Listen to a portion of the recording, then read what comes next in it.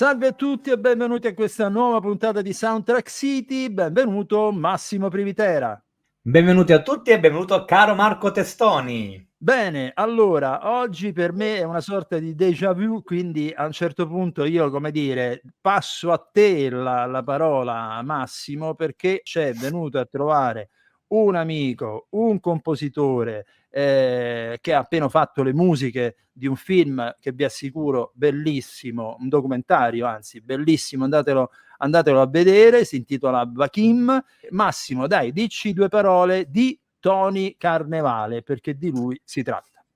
Allora, di Tony Carnevale, che noi intervistammo su Colonne Sonore precisamente nel 2006, ma poi anche altre volte successive, mi piace citare questa parte per far capire chi è questo personaggio che oggi stiamo a intervistare.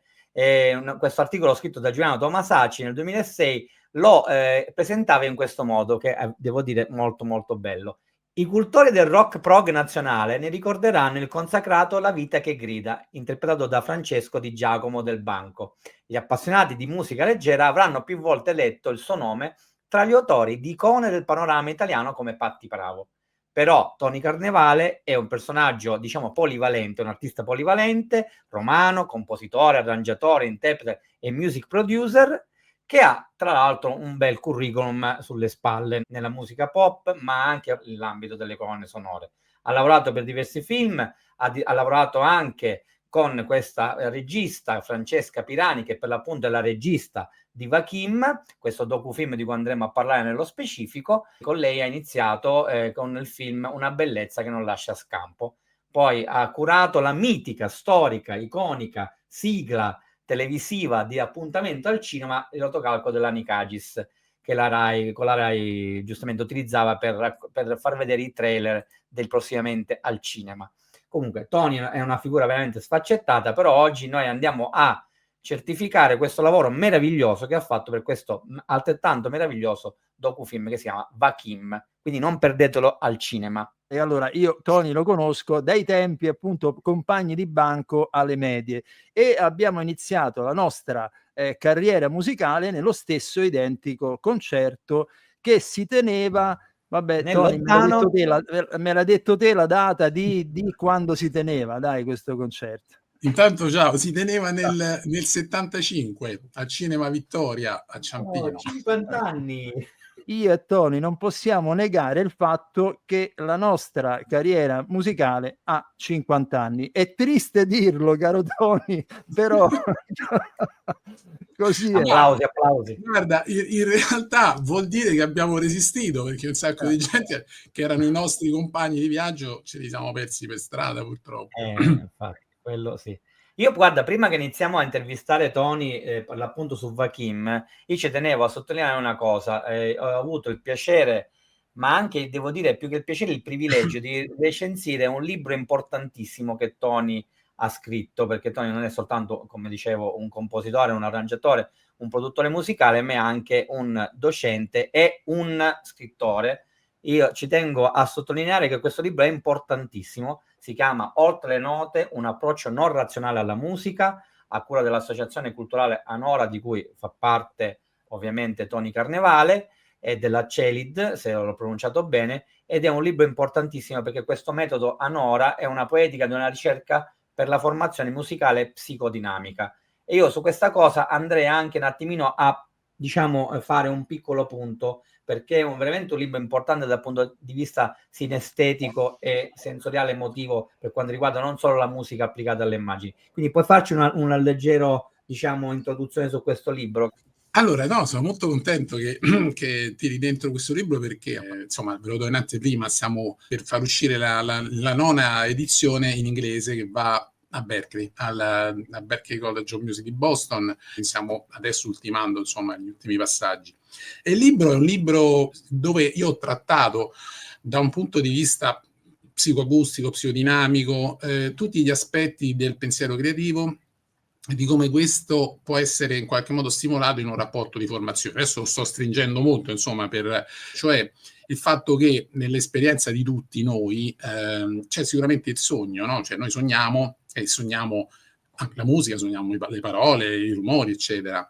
Per cui a livello non cosciente, quindi quando sogniamo che c'è assenza di coscienza, il suono è un'immagine. È un'immagine non nel senso della figura, non nel senso della cosa delineata, ma è comunque un'immagine mentale, cioè è un'immagine psichica. Ora, questo chiaramente modifica l'assetto con cui tu vai a fare formazione, no? Perché legandoti a questo aspetto puoi capire che c'è la possibilità di lavorare, no, sulle immagini, non pensando alla musica per le immagini come normalmente si fa, ma alla musica composta con le immagini, che è un discorso diverso, cioè cercare di pensare a una sorta di, chiamiamola una sinfonia per capirci, insomma, di suono e immagine dove il movimento già dei personaggi, i movimenti scenici sono già qualcosa che suona all'interno del quale, come fossero degli strumenti, diciamo, sono immagini visibili all'interno delle quali si cerca di inserire delle immagini invisibili che sono appunto i suoni. Ecco, per dire comunque che il libro, ovviamente adesso lo sto riassumendo, è un approccio alla musica non razionale. Cosa vuol dire? Non un approccio nozionistico, non un approccio teorico, ma un approccio basato sull'esperienza sensoriale e su tutto quello che riguarda la parte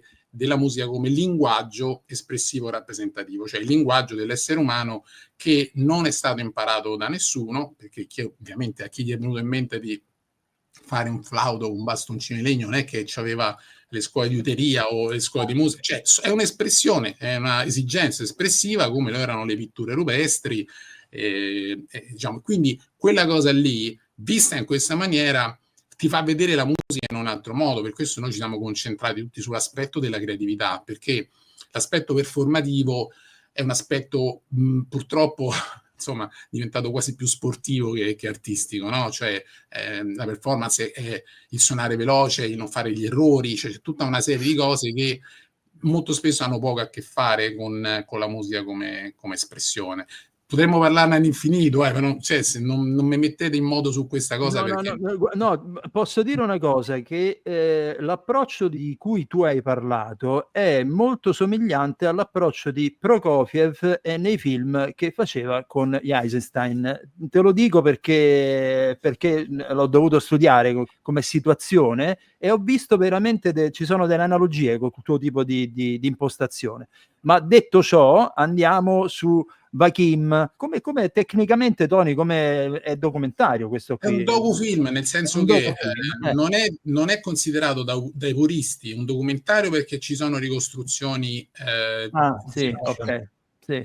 E non è considerato un film perché ci sono le parti documentarie, quindi comunque, al di là di quello che sia dal punto di vista della etichetta, ciò che è di sicuro è un bellissimo film, una bellissima opera di Francesca Pirani sulla storia di un'adozione che però si intreccia ad altre storie di adozioni, ed è un film che dura l'arco di quasi, quanti anni abbiamo detto, di quasi 16 anni o forse più, Tony? Diciamo, se consideri il discorso delle riprese, sì, perché sì. era lui bambino che aveva 4 anni, però chiaramente l'idea del film è venuta molto dopo, suppongo. Certo, sì, però ecco, i materiali che fanno parte di questo film sono nell'arco, insomma, su per giù di 16 anni.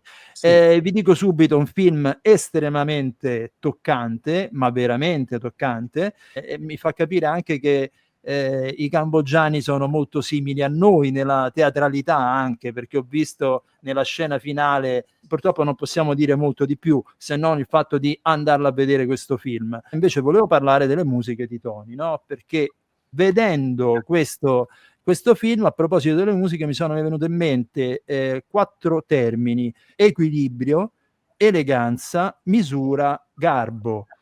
In un film del genere, dove vengono toccati dei sentimenti piuttosto intimi, piuttosto interiori, piuttosto forti, c'è forte il rischio di buttarlo sulla didascalia, di buttarlo sul anime e core e via discorrendo. Invece Tony è riuscito a costruire musicalmente appunto tutto questo: equilibrio, garbo, eleganza, misura. Poi, come ho detto, in Cambogia mi sembra di capire che sono molto accesi nell'ambito o forse lo sono tutte le madri del mondo probabilmente, però ecco, anche la componente musica tradizionale, che comunque etnica, tra virgolette, così per intenderci, che Tony ha inserito all'interno delle sue musiche, è tutto fatto sempre con molto garbo, non c'è mai la cartolina, anzi è una sorta di punto d'incontro tra Oriente e Occidente, quindi io ti faccio i complimenti, Tony, per tutto questo. L'unica cosa che avrei da dire, finisco, ma lo so che tanto non è colpa mai del musicista, talvolta ho sentito questo, insomma, l'esigenza da parte di qualcuno di chiudere prematuramente una musica, e invece non avrebbe fatto niente di male a lasciarla andare per altri 10-15 secondi. Ho finito. Tony. Aggiungo una cosa prima che Tony risponda, perché oggi gliel'ho scritta tramite WhatsApp, perché ci tenevo a conclusione della visione di Vakim. Per me mi associo alle terminologie 4 fondamentali che ha enucleato Marco, e io aggiungo che per me tutta la composizione di Tony Carnevale in questo docu-fiction o docufilm, come lo vogliamo chiamare, è una sottolineatura emotiva continua. Quando compare non è mai pedissequa quello che poi viene raccontato attraverso il visivo, ma è una sottolineatura molto fortemente emotiva, che è quello che mi ha toccato ancora di più, sia nella musica che poi ovviamente nel film. Intanto vi ringrazio perché hai detto delle cose molto molto belle. Adesso cerco di ricordarmele tutte perché insomma ne avete dette tante e stare dietro a tutto non è facilissimo. Allora, intanto mi ha colpito questa cosa che stava dicendo Marco del discorso Oriente-Occidente, perché c'è stato proprio, cioè la colonna sonora nasce con un concept, c'è un'idea lì dietro, no? Questo insomma penso che si capisca. Questo bambino ha vissuto i primi 4 anni in Cambogia, poi è stato catapultato, diciamo, in un mondo completamente sconosciuto per lui, che era un mondo occidentale, eccetera. Queste memorie però dei suoi primi anni di vita sono rimaste molto forti dentro la persona, sono quelle che costruiscono l'identità della persona. Quindi il lavoro era andare con i suoni a cercare di mantenere questa cosa, cioè che poi il tema insomma generale del film, adesso non possiamo dire troppo, ma insomma comunque diciamo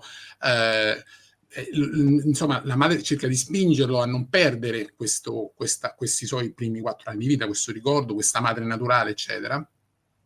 E diciamo io ho cercato di pian piano portarlo verso questo suo sviluppo, diciamo, no? Quindi avvicinandosi alla musica occidentale con i suoni, perché siamo partiti prima da questi suoni un po' più etnici, poi insomma non sono stato così rigoroso, devo dire, perché ci sono suoni un po' di tradizione cinese, altri sono giapponesi, altri sono indiani, insomma non è che mi sono messo a cercare nello specifico i suoni cambogiani, però mi sono messo a cercare dei suoni che avessero quel sapore che andavo cercando, insomma, ecco, comunque di area asiatica, ecco, questo è un po' il mondo. E diciamo, se avete sentito i titoli di coda, peccato che poi non l'avete visto al cinema, perché è stato fatto un lavoro con surround proprio per completare questo concept alla fine, no? Cioè davanti, diciamo, nel front ci sono gli strumenti occidentali, tutti quelli sono comparsi piano piano. Nel rear ci sono tutti gli strumenti invece del suo mondo passato, diciamo, tra virgolette, rimanendo con questa idea,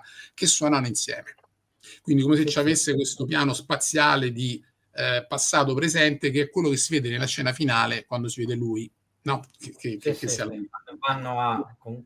È un po' questa ed è stato concepito in questo modo, quindi è chiaro che c'era quel discorso lì, no? Cioè di cercare di tenere questo mondo insieme all'altro, cioè di non farlo sparire. Questo è stato il primo grosso mio impegno, insomma. Poi dal punto di vista dei materiali, insomma, l'avete visto, i materiali alcuni sono tematici, alcuni sono più delle texture che servono per sottolineare un po' questo si può dire del film senza spoilerare troppo, che c'è comunque una parte di giallo, insomma c'è una parte di tensione, no? Quindi in questo film, quindi ci sono dei momenti in cui diciamo, questa tensione io in qualche modo ho cercato di costruirla attraverso queste semplici texture che poi non sono niente insomma di così, cioè non sono effettacci, ecco, insomma, per capirci, sono semplicemente delle situazioni statiche, no? che servono per in qualche modo trasmettere questo senso insomma, di tensione.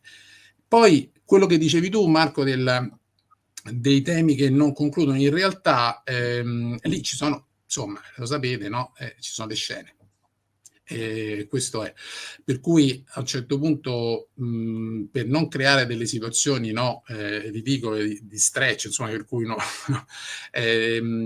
gli elementi tematici io a volte li ho utilizzati parzialmente, cioè non in modo completo, perché il tema completo è molto lungo, quindi ho giocato con dei frammenti sostanzialmente per dare, ecco, una sensazione, insomma. Ma io quello che voglio dire è che, sempre per fare un po' di pubblicità a questo film che lo merita, che è un documentario pieno di colpi di scena, cioè nel senso, Sì. poi tu fino alla fine non prevedi dove andrà a finire, veramente ti lascia molto stupito per questi colpi di scena che puntellano tutto quanto la struttura drammaturgica. Non so se abbiamo detto che che il docufilm è della Francesca Pirani, ma che la Francesca Pirani è la protagonista in realtà, perché è la mamma adottiva del ragazzino di Vakim. È una storia personale che nasce poi evolvendosi nel tempo con la crescita di questo ragazzo, che io devo dire, mi associo a quello che aveva detto all'inizio Marco. Io ho pianto dall'inizio alla fine, forse perché ho una sensibilità da mulino bianco estrema, però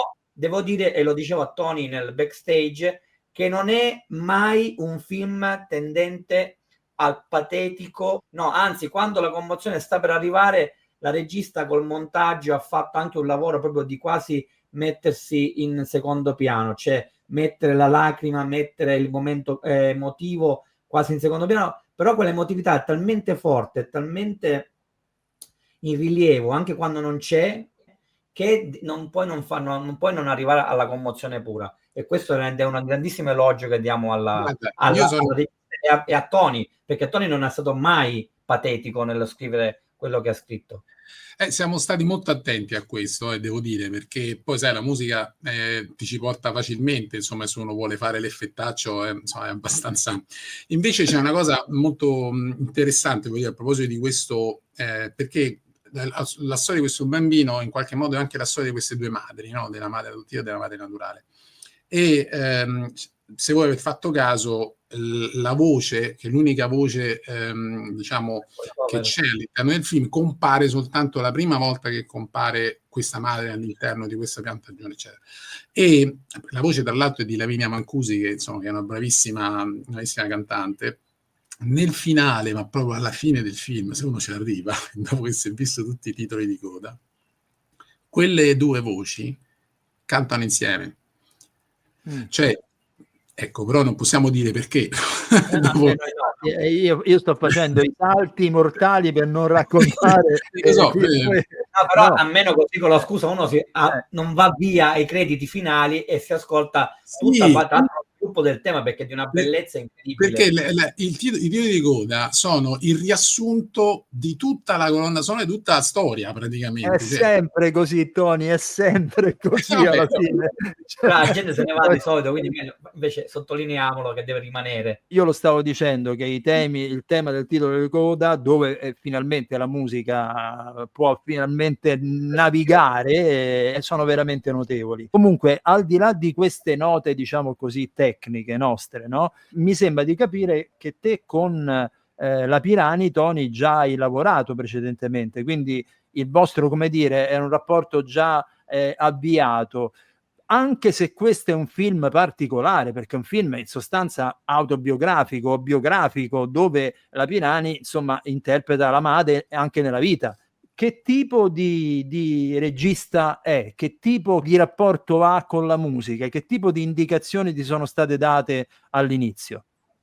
Allora, intanto diciamo che Francesca è una regista che a me piace molto, devo dire, al di là del fatto che poi siamo anche amici, insomma, cioè mi piace molto l'idea che c'ha di cinema, l'idea anche delle dinamiche espressive su cui lei riesce a lavorare e anche di come gira le scene, perché non essendo io, diciamo, sicuramente un addetto ai lavori in quel senso, però da semplice fruitore mi piace moltissimo il tipo di, soprattutto le ricostruzioni, come avete visto anche nel film Vakim, sono molto belle, insomma. Nel film, diciamo, precedente, abbiamo fatto una storia che era completamente diversa, un film difficilissimo perché i protagonisti erano 2 musicisti, quindi la musica diegetica e quella extra diegetica si intrecciavano perché succedevano delle cose sulla scena che poi diventava colonna sonora e viceversa, cioè era tutto un modo di uscire e entrare continuamente dentro questi mondi, praticamente come se i 2 protagonisti attraverso la musica si parlassero, cioè era una sorta di dialogo oltre, diciamo, quello che era il dialogo in scena.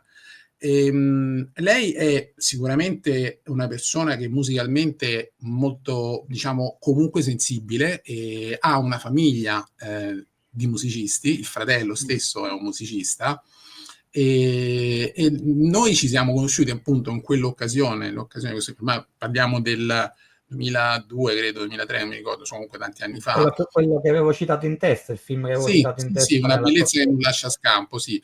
Film completamente diverso, tra l'altro, perché io ho usato un quartetto d'archi, una cosa proprio un altro tipo di lavorazione. Diciamo che il rapporto con lei è sempre stato, da un certo punto di vista, di ricerca. Cioè noi, la prima cosa che lei mi è venuta a dire è intanto che voleva che facessi io questa colonna sonora. Io in quel momento, tra l'altro, stavo facendo un lavoro complicatissimo e non avevo molto tempo per farlo.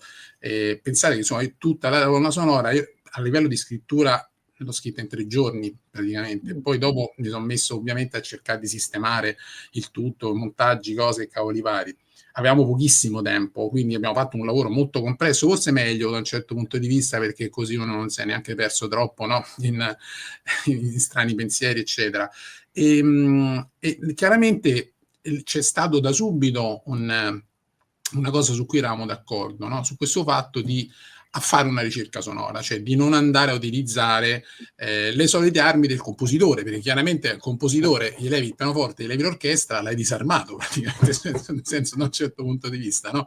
Però, diciamo, all'arma bianca, insomma, uno poi con un po' di inventiva trova le soluzioni, insomma, chiaramente non sono strumenti che io frequento abitualmente. Poi ci avrai fatto caso, Marco, forse tu, che ti riguarda più direttamente, ho usato un sacco di percussioni a livello di metallofoni, di suoni che servivano in qualche modo come una sorta di anche di richiamo. C'era un modo per far arrivare allo spettatore degli stimoli anche in momenti, no, dove in qualche modo c'era un ritornare su questa infanzia, no, di questo bambino, e poi questi, sai, sono suoni che loro hanno spesso. No, loro hanno come strumento a percussione proprio della musica cambogiana lo xilofono, che si chiama in un altro modo, adesso non mi ricordo come, però ecco, ci sta, quindi. Sì, e quindi niente, il rapporto è stato da subito quello di lavorare su quest'idea, no? E siccome io non avevo tanto tempo, gli ho detto a Francesca: guarda, io ti metto giù delle idee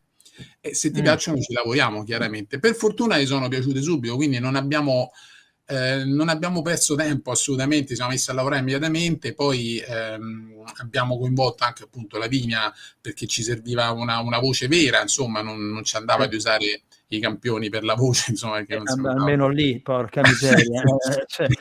E quindi diciamo che e poi ecco, è venuta su così un po' anche mentre loro lavoravano al montaggio, cioè stavamo praticamente, loro stavano al montaggio, Francesca con Nicola Moruzzi che faceva il montatore, e io da quest'altra parte che stavo lavorando sulle musiche. Stavamo in continuo contatto.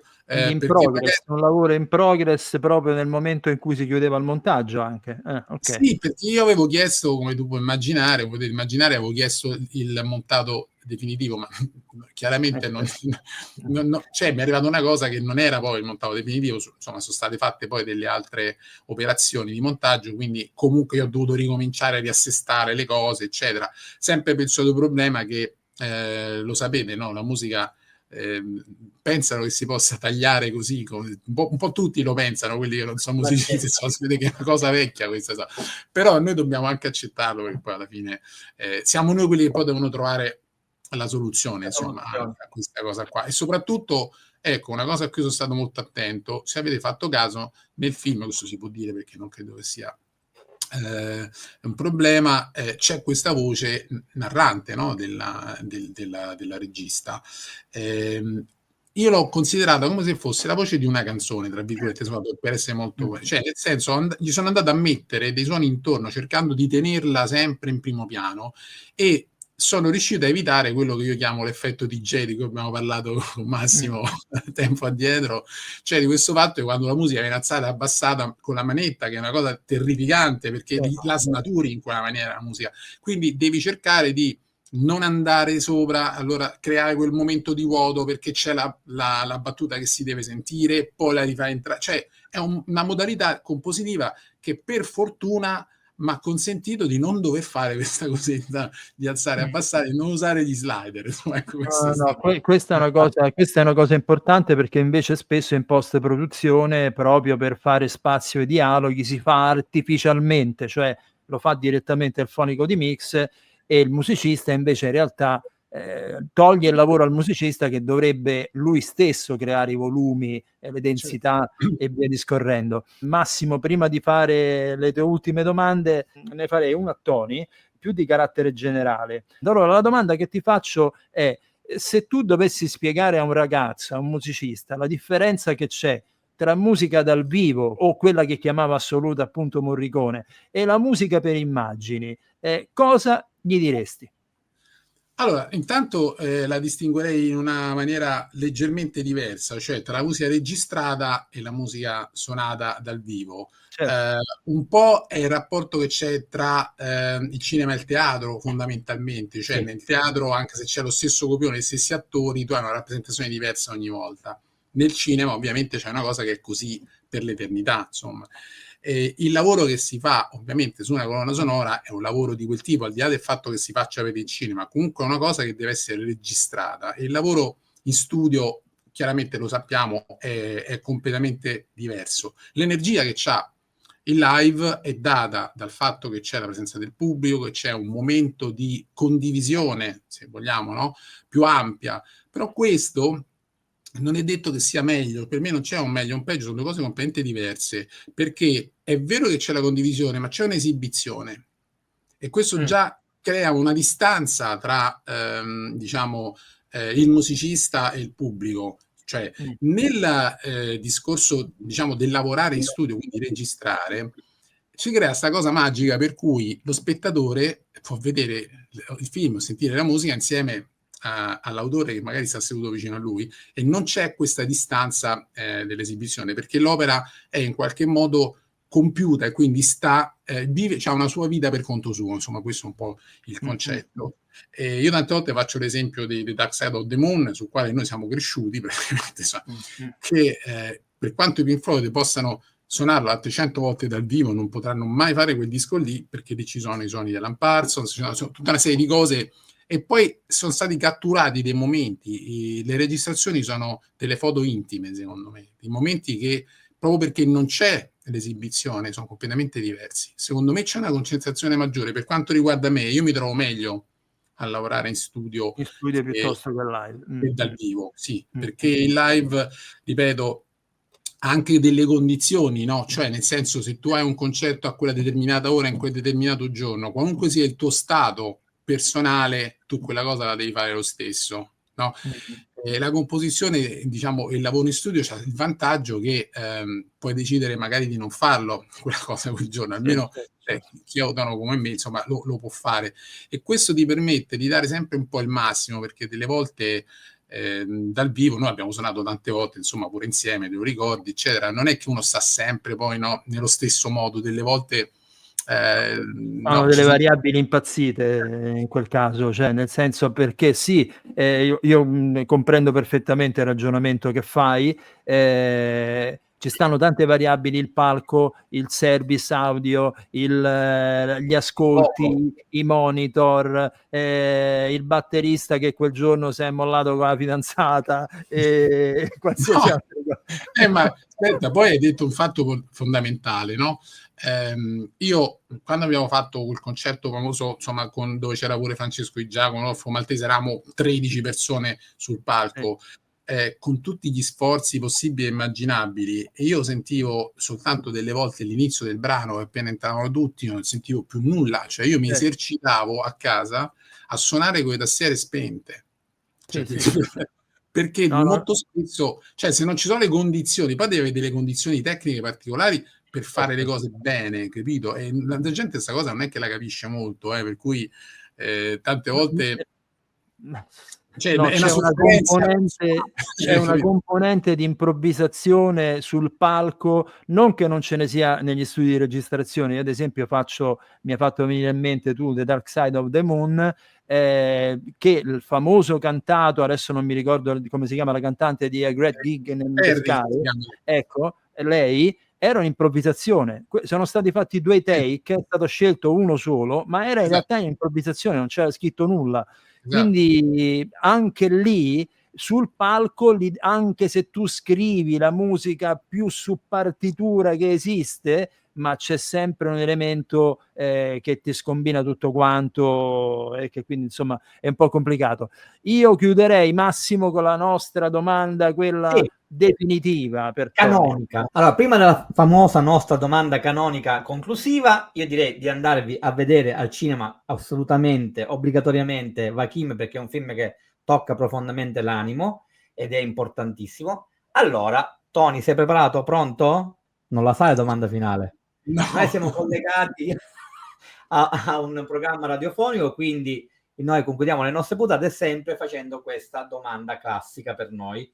Qual è per te la canzone originale scritta appositamente per un film? Qualcosa che veramente, qualche canzone che ti è rimasta impressa in particolar modo, ecco. Tradisco purtroppo quello che ha detto prima Marco dei 50 anni di carriera che ci fanno pensare che, insomma, io purtroppo sono ancora legato a The Sound of Silence.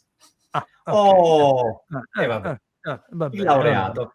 Radiofonica al punto giusto, grazie della scelta, Tony. Tra l'altro c'è una bellissima versione dei Disturbed, non so se voi la conoscete, veramente molto molto molto bella, vi consiglio di ascoltarla se non l'avete mai sentita. No, la conosco perché la utilizzerò al matrimonio di cari amici, la conosco benissimo, è stupenda quella versione lì. Tra l'altro ripresa da tanti artisti, hanno fatto una cover non della versione originale ma di questa cover qui, la cover della cover, è bellissima, veramente la devi sentire. Allora la faremo sentire in radio proprio quella, non quella la versione originale di Simon & Garfunkel. Esatto. Ok, Tony, allora noi ti ringraziamo, auguriamo il meglio sia al film Vakim che alla tua colonna sonora, che presto sarà disponibile sulle piattaforme digitali, sicuramente perché lo merita. Un abbraccio, insomma, ricordati 50 anni, 50 anni abbiamo fatto, ricorda, mi spiace dirtelo, 50 anni. Altri 50 non ne faremo, però dai, cerchiamo di farne il più possibile, ma che ne sai? Ne sai? Con l'intelligenza artificiale ci vorrebbe qualche altra cosa d'artificiale, un corpo artificiale. Va bene, grazie. Ciao Tony, alla prossima, ciao.